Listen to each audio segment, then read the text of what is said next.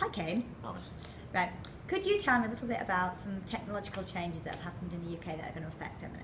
So there's been things like for M&S, there's been different checkout ways of checking out, so that people can now go and just swipe the card in front of a computer and it does it for it.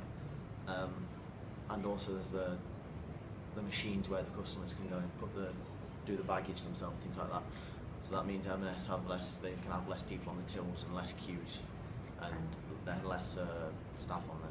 So what's the good thing about having less staff and less queues and all the rest of it? What's going to be good for M&S about that? First, it's for the customer, because the customer's not queuing as much. Yeah. And then secondly, they don't have to hire as many staff to work, Why is that to good? work the tills.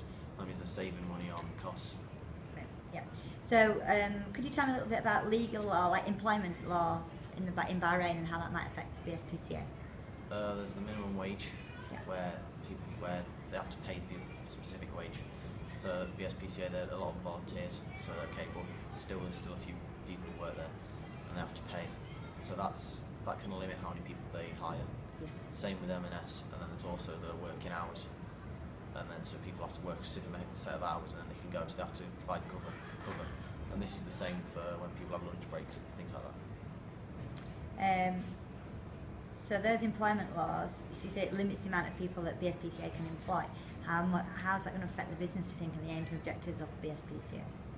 They'll have less people working on there, less people, so they won't be able to help the dogs firstly, because the dogs won't be able to help them, and the customers when they turn up.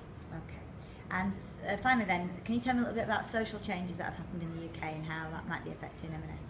Social changes. There's different religions in the UK now, so the M&S have to tell things like halal meat and things like that to provide for extra customers. Do you know how that might affect their activities, or like they affect the aims and objectives of M&S, do you think?